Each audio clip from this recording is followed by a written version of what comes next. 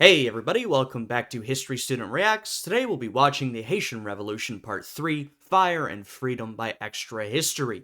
Now last time we saw as the tension built in Saint-Domingue right up until the end where the Haitian Revolution began. Today we'll get to see that revolution in full swing. Now if you guys end up enjoying this one, I'd appreciate it if you'd leave a like on the video, subscribe to my channel, and check out my Patreon, which is linked down below. Now with all that out of the way, let's jump right into this reaction. August 22nd, 1791. North Province, Saint-Domingue. A dog barks, waking the plantation manager. He tells the mutt to quiet down and drifts back to sleep. Minutes later, there's another noise. He rises and goes to the window, where he then sees that his house is surrounded by the plantation slaves, carrying machetes and torches. "Who goes there?" he calls. A voice like thunder answers, "It is death." Yeah, so, like I said last time, these plantation owners and overseers, even though they were so fearful of a slave revolt, they really didn't see it when it was happening right in front of them. And the machete will become the iconic weapon of the Haitian Revolution, even though, especially as the revolution continues, firearms will be very common in the hands of everyone on every side. But the machete will really be sort of known as an iconic weapon of this revolution.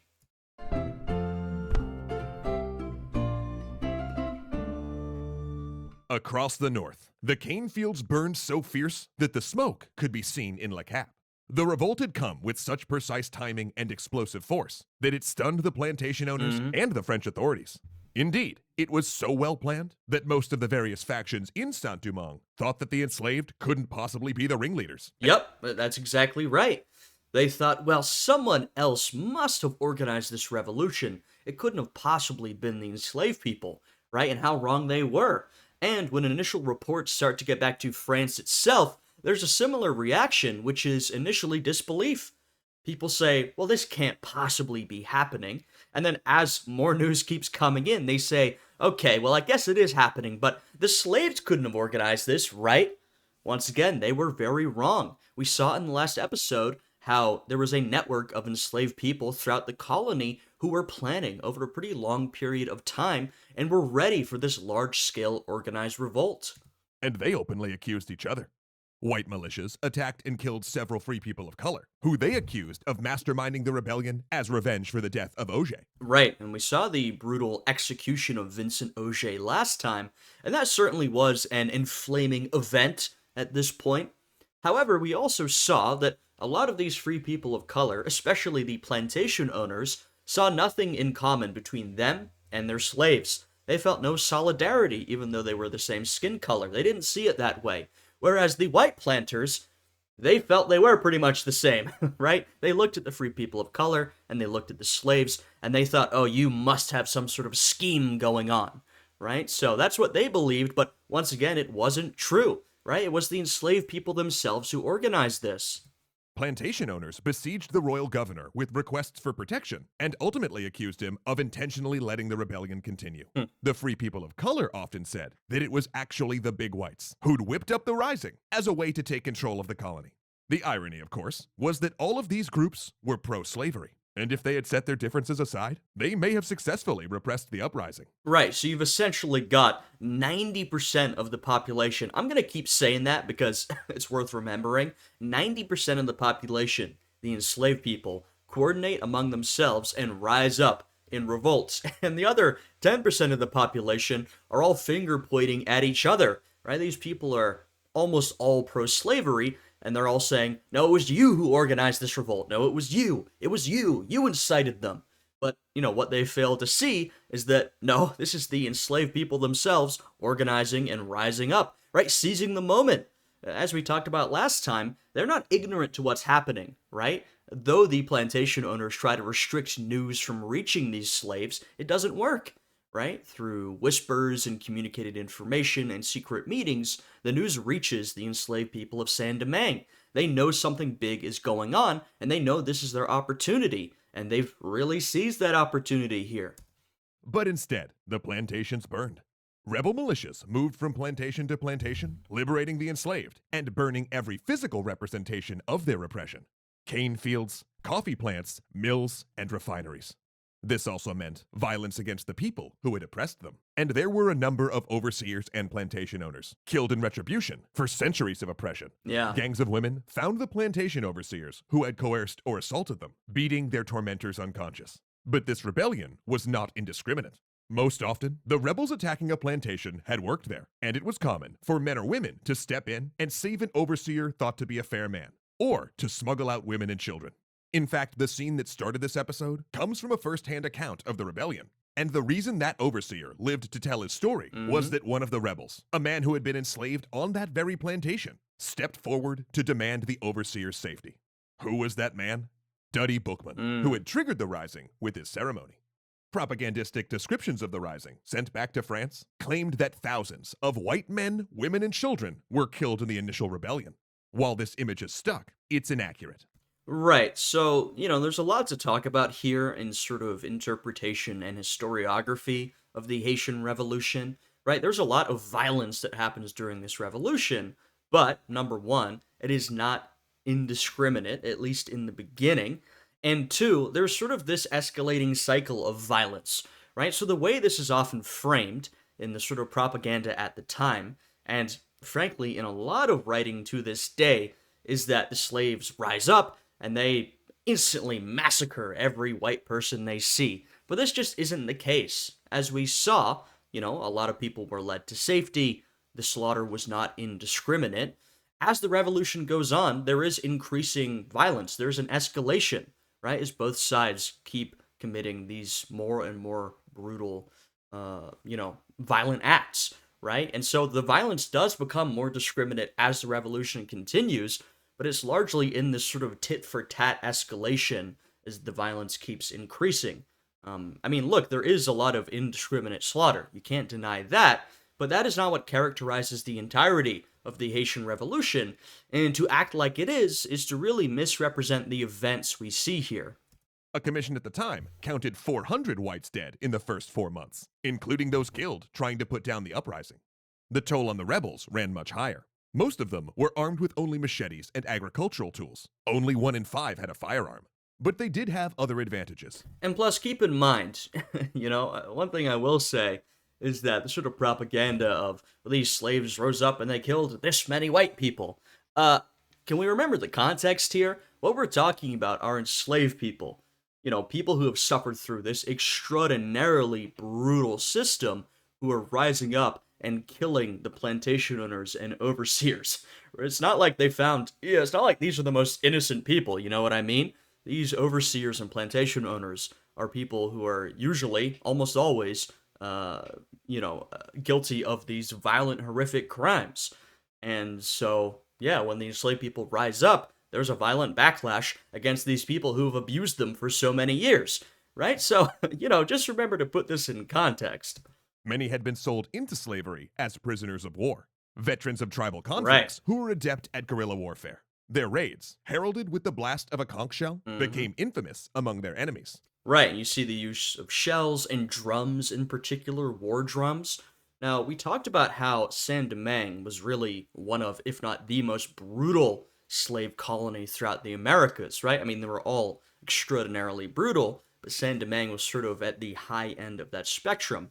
And what that meant is that the slaves on the island were constantly dying and being replaced. You needed a constant, supply of new labor being brought in. Now, what that meant is that a lot of the people who were brought into Saint-Domingue, a lot of the people who were there at the moment of this revolution, well, they hadn't been there for that long. They were pretty recently had been shipped over from Africa, and a lot of them, because remember, right, how does this system work, right, the sort of slave trade? Well, it starts with warfare between these different African states or tribes, and then the losers of any particular war are captured and then sold into slavery to white people who then carry them across the Atlantic. So what does that mean? Well, that means that a lot of these newly arrived slaves, they had been warriors, right? They were fighters. And so they put those skills to use. You know what I mean?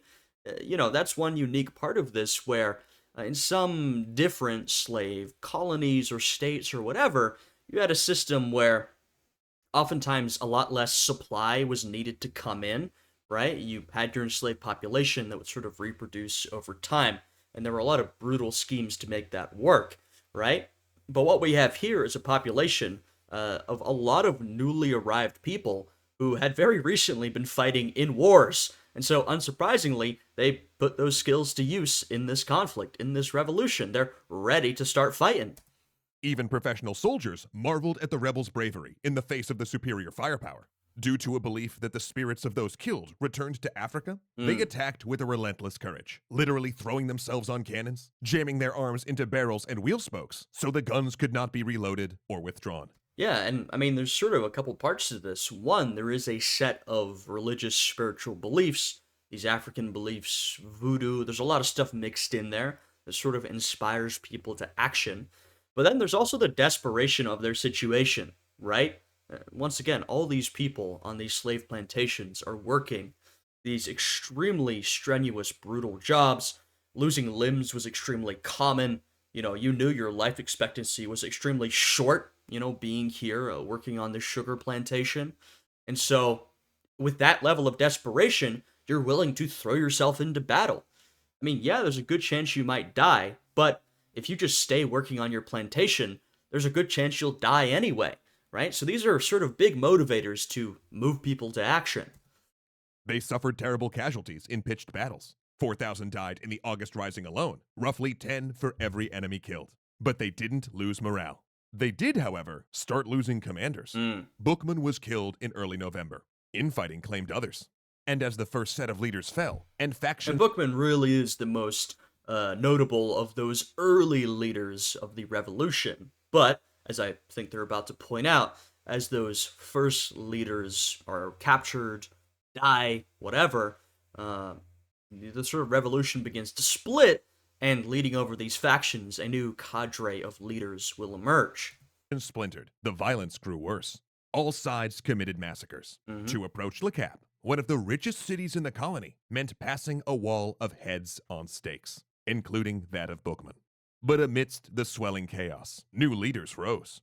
In the western province, near the city of Port-au-Prince, a separate uprising was happening among the free people of color. There, they managed to sign a treaty with many rural plantation owners, recognizing their shared interests as property and slave owners. They dismissed their all-white governments and installed representatives of both groups instead. After all, Right, so once again, this is an extremely dynamic revolution. We've talked about that. When we talk about the Haitian Revolution, it's not just like there's one thing going on. There's actually a lot of different revolts, revolutions, conflicts, counter revolutions happening at once. We've got a lot of different interest groups at play, and so there's always going to be more than one conflict at once. Now, we've talked about in the first two episodes the sort of social stratification of Saint-Domingue prior to the revolution. We've seen how all these different groups were in conflict, though could sometimes cooperate with each other, right? And now, alliances will shift pretty constantly, right? Like I said, this is very dynamic. So we see there's some free people of color still trying to align themselves with these white slave owners, right? Because many of the free people of color were slave owners themselves, trying to cement their sort of economic interests against these governments which don't represent them, and also perhaps against the slave uprising that is currently ongoing. You'll see shifting alliances. You'll see, especially, the slave revolt, right? This is 90% of the population. Not that every single one of them was in revolt, but this is absolutely the mass of the people of Saint-Domingue are these enslaved people who have gone into revolt. A lot of these smaller groups, whether it be the big whites, the small whites, the people of color, the French representatives from the metropolitan government, at various times they will try and ally themselves with the enslaved people, making various promises so they could essentially use them as troops, right? There's a lot of them. You need manpower to win this conflict. So you see a lot of these shifting alliances. the National Assembly had made them free citizens with the May 15th decree. They were only good revolutionary patriots following the law. Those big and small whites in Le Cap and Port-au-Prince, they were the counter-revolutionary royalist traitors talking about independence. Except then a messenger came with the news that there had been a change in power, and the National Assembly had changed its mind. The May 15th decree, making a small number of free people of color full citizens, had been repealed. The plantation owners' rebellion had made the assembly gun-shy, worried that they'd upset an economy that was help propping up French finances. This alliance So one of those shifting alliances is whether to ally yourself with the French revolutionary government back in Paris, right? And so for a while, the free people of color are allied with the French government, who they feel is the, though not great, the best protector of their rights, at least against the white plantation owners, right? They feel they have more interests aligned with the metropolitan government back in Paris. And then you see a sort of switch up here, and we'll see another switch up, right? So, once again, shifting alliances, even with who is loyal to this French revolutionary government, right? Loyalties will change pretty quickly because everyone's looking out for their own interests and the interests of their group. with the whites was not to last. In November, after a long siege, the Army of the Free People of Color finally entered the provincial capital of Port-au-Prince. Once inside, though, the treaty broke down, as a personal brawl between one of the little whites and a free man of color descended into street fighting that burned 27 square blocks of the city. The alliance was dead. This same thing will happen basically every time the whites and Yeah. the free people of color try to form an alliance. Everything will be agreed between the plantation owning big whites and the free people of color, and then the small whites will come along and muck it up. And this I is mean, what we've talked about how there was so much resentment between these small whites, aka those who maybe owned the businesses that kept the island running.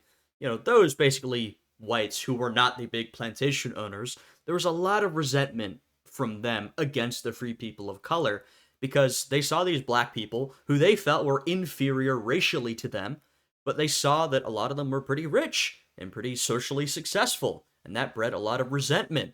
And so these alliances, they tend to break down, right? Maybe they can ally for a bit while they're fighting a common enemy, but once they reach some plateau of success, everything sort of falls apart as the, particularly the small whites are like, okay, we don't really want to give you equal rights. And then conflict erupts. when one of the key figures of the revolution emerged, a free black man named Mm. Toussaint Louverture. Louverture's background, including any early involvement in the uprisings, is a bit mysterious. He was born in slavery, but gained freedom long before 1791, Hmm. staying to help manage the plantation where his family was still enslaved. Yeah, I mean, Toussaint Louverture is the most important person of the Haitian Revolution. If there is a main character, it is him. Now, as they said, his early life is a little shrouded in mystery and misinformation. That's true for a lot of the people involved in this conflict, right? You shouldn't really be surprised that a lot of these leaders who are, born enslaved people, or even if they're free people of color, there's not a ton of literature on their early lives. We just don't have a lot of sources. But Toussaint Louverture, he's born into slavery, but he's manumitted, aka freed, far before the revolution begins. And I think I talked about this in a prior episode. He is one of these sort of class of people, which is made up of both enslaved people and some free people of color who were overseers, drivers, basically people who held positions of authority on these plantations. Right? Toussaint Louverture is free, so, he doesn't exactly fit with this class of, say, enslaved drivers and enslaved overseers, but he's sort of part of this group. Essentially, he's a person of authority on this plantation, and so that sort of gives him a position of authority when the revolution begins. He was also unusual in that he had no white ancestry, like most free people of color, and owned no property. Mhm. Perhaps this fact, the sense that he was of two worlds, was why he was chosen to broker peace Right, and so that's why I say Toussaint is sort of associated with this group, sort of not, right? Because a lot of the free people of color, we talked about how that population is sort of formed between these white slave owners who have relationships with these enslaved women. They abuse them. They end up having mixed children, and those children are often freed and they keep some of that property, and it sort of goes like that, right? So a lot of the free people of color are mixed and are property owners for that very reason. Well, Toussaint Louverture, he's the example, the rare example of someone who is manumitted, right? Who sort of earns his freedom, not as a result of, his parent or whatever, but during his life, right? So he's in this sort of middling type position. between the big whites and the black. Someone who, had a relationship to the people on the plantation, but also someone who had a relationship to the white slave owners in particular, right? He had worked with them his entire life, whether we're talking about as a slave on a plantation or, more accurately, when he was a free person of color, right? He has these positions of authority, right? So he is someone who does sort of fill this position, or perhaps he can broker a deal or a negotiation with these different sides. Black rebels in the northern province. Because you see, by late November, it was a stalemate. The rebel army held much of the countryside, but the whites and government forces controlled the cities. In addition, a commission had just arrived from France with news that the country had a new constitution, one that granted amnesty for actions committed during the initial revolution. Louverture helped the rebel generals create terms, then carried them to the big whites, and get this, here are the terms that the generals of the rebellion offered. The enslaved would return to the plantations, and the generals would get freed. Yeah, you heard that right. Yep. The leaders go free, and everyone else goes back into slavery. See, here's another major theme to keep your finger on. Over and over again, we'll see the leaders of the Haitian Revolution make decisions that benefit themselves at the expense of the movement. Now, it's unclear if the generals could even have gotten their troops to accept these terms, but we'll never know. Because the big whites, once again, completely refused to compromise. Yeah, they're unwilling to accept even that. Now, as they pointed out, that deal probably would not have worked, right? You've already got the enslaved population up in arms. Do you really think you're going to make them go back to these plantations peacefully, still as slaves? I don't think so. But we don't even have to ask that question because the white plantation owners, they don't accept it, right? So they can't even accept that degree of negotiation, right? They are unwilling to budge. Rejecting even these terms. The only winner was Louverture, who gained major respect among the generals. In fact, he was soon one of them, a fellow general in the rebellion.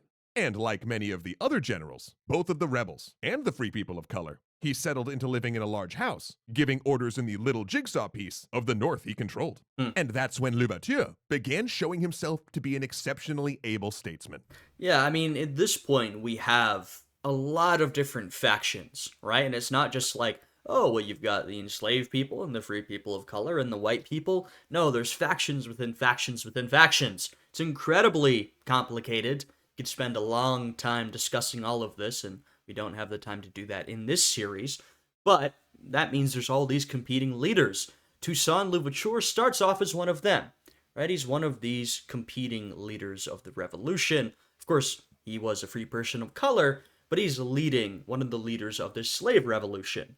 Now, that's sort of, he has a small piece of the pie. That's his degree of importance at the beginning. But through sort of skill and tact, and a bit of luck, as with everything, Toussaint sort of begins to work his way up, becoming more and more important in this revolution, and that's something we'll see throughout this series, I'm sure. On the battlefield, he brought an organization and discipline to his forces that was previously missing in the rebel armies. And his political talents, too, were exceptional. He was excellent at striking compromise, bringing opposing sides together, and finding a situation all could live with. Yeah, so Toussaint is known as quite a negotiator, right? This is a trait that not a lot of his fellow revolutionary generals had, and when Toussaint's gone, this won't really be maintained. But he is known as, someone who will bring compromise. He is sort of able to bring together, the people who he is leading, the enslaved people, the free people of color, and even the white plantation owners. This will be a big goal of Toussaint's, especially once he emerges as the one and true leader of Haiti, right? He wants to sort of bring things back to an orderly state of affairs, which is, of course, quite controversial among some who do not want to see the white plantation owners come back. But Toussaint, he's a peacemaker, right? It's strange to say because he serves during this time of warfare and revolution, but that's really what he is. He wants to bring everyone together. He's all about unity. That's sort of Toussaint's thing. And like I said, something that will become increasingly rare among a lot of these leaders. On both sides, but that's sort of Toussaint's angle.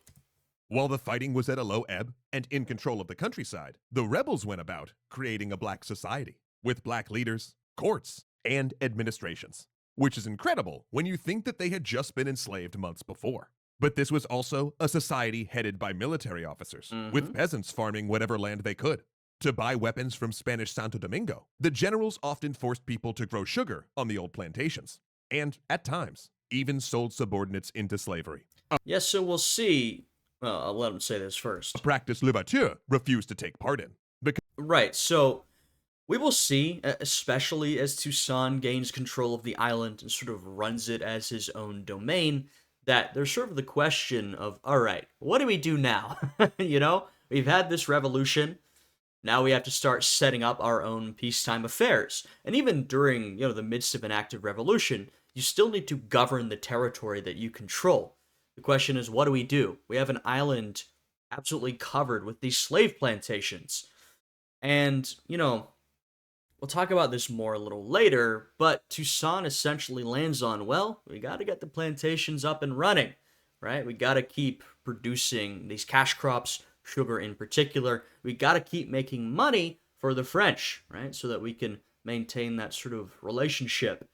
And the way that this sort of operates is you essentially have to coerce people to go back to the plantations, right? You sort of got to force them. Now, there's some differences from the earlier system, of course. They're not literally re enslaved, but a lot of these people who'd risen up in revolt, you know, as they are sort of sent back to work in the plantation, especially as peacetime comes, they say, hey, wait a minute, we revolted to get out of this position. And you'll see actually quite a lot of revolts, of uprisings against the leadership of a lot of these black generals, Toussaint in particular, where they say, hey, we don't want to be doing the same thing we were doing prior to the revolution. And, Toussaint was typically very good at negotiating and saying, of course, we just need you to go back so we can make this work. That typically worked. When it didn't, Toussaint would send in his subordinates, oftentimes to brutally crush these revolts. One of those subordinates in particular will become quite important, but we're way too early for that. We're too early for a lot of that stuff I just said. I just wanted to sort of present that dynamic because it's a dynamic that starts emerging here and will become increasingly important as Toussaint himself really begins to dominate all of this territory and has to decide what to do with it.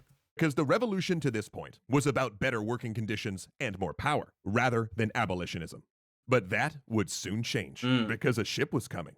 On it were several commissioners from France, carrying a newly signed law granting full civil and political rights to the free people of color in the colonies. Yeah, so here we have the arrival of Sonthonax and Paul Varel, these two important French commissioners. They're a big part of the story here.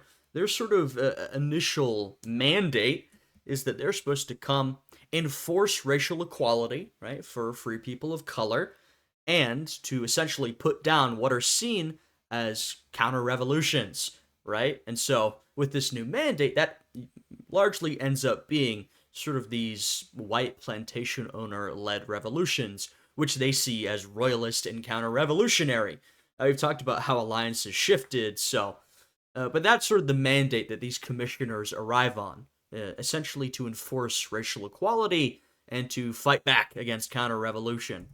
Oh, that's right. The government had reversed itself again, going from Yep. some free people of color having rights to none to then everyone, all in about 4 months. Yep. But the commission also carried orders to crush the white extremist dreams of independence, integrate the local assemblies, and end the slave insurrection. They came with 6,000 soldiers. But they would need more. Because within 6 months of the commission's arrival, other ships would be arriving in Saint-Domingue. Ships from Britain and Spain. France was at war. And the war in Saint-Domingue was going international. Oh, yeah. And I want you to think, before we have our next episode, these commissioners, they've got troops with them, but they're going to need more troops. They don't have nearly enough. So, who do you think they're going to call on to serve this cause? Remember, they need a lot of troops. Well, there's really only one numerous population on the island. Right, so do a little bit of thinking before the next one. You can sort of try and guess who these commissioners would have to turn to in order to fight, as they saw it, counter-revolution. Anyway, another good episode of the series. We essentially, kicked off the revolution this time for real. We saw it in full motion, right? This slave uprising that emerged from an already existing revolutionary moment, but has really kicked everything off. We should really see the violence pick up in this one. Though, as I said earlier, there's sort of this escalating spiral of violence as each side responds with more and more violence to the other side. It's not necessarily how things begin, but that is where we will end up. So, another interesting one. If you guys enjoyed it, I'd appreciate it if you'd leave a like, subscribe, and check out my Patreon, which is linked down below, and will give you access to exclusive reaction videos. With that, I hope you guys are having a great day today, and I'll see you all again next time. Goodbye.